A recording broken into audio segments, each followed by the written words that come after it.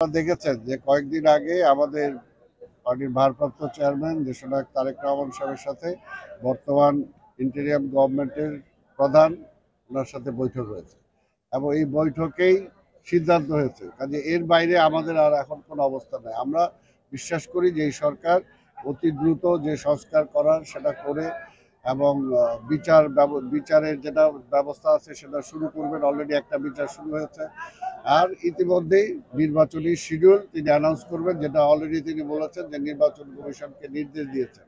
কাজে এখন জাতীয় নির্বাচনের আগে অন্য কোনো স্থানীয় নির্বাচন হওয়ার কোনো সুযোগ নেই। প্রচারণার বিষয় শোনা, আমি একজন যেহেতু আশা করি একজন প্রার্থী, সেই কারণে আমরাও চাই যে যাতে কালো টাকার প্রাধান্যটা না আসে, কেউ অতিরিক্ত টাকা খরচ করে যাতে নির্বাচনে বিজয়টাকে ছিনতাই করতে না পারে, সেটার জন্য যতটুকু কৃচ্ছতা সাধন করা দরকার সেটা করতে হবে।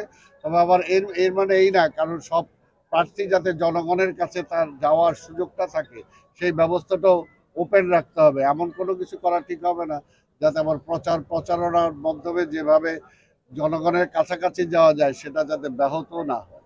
আমার একটা প্রশ্ন ছিল যে বিভক্তি নাই, জেলা একসাথে কাজ করছে। কালকেও তো আমার একটা সভা ছিল টোটাল রাজশাহী বিভাগের, সেখানে তো তারা ছিল এবং সকল জেলার। কাজে জেলাতে কোনো বিভক্তি নাই। এখন মনে করেন যে কোনো জায়গায় একটা কথা নিয়ে দুইজনের মধ্যে বিতর্ক হতেই পারে, কিন্তু তার জন্য একটা দলের মধ্যে বিভক্তি আছে সেটা বোঝানো যাবে।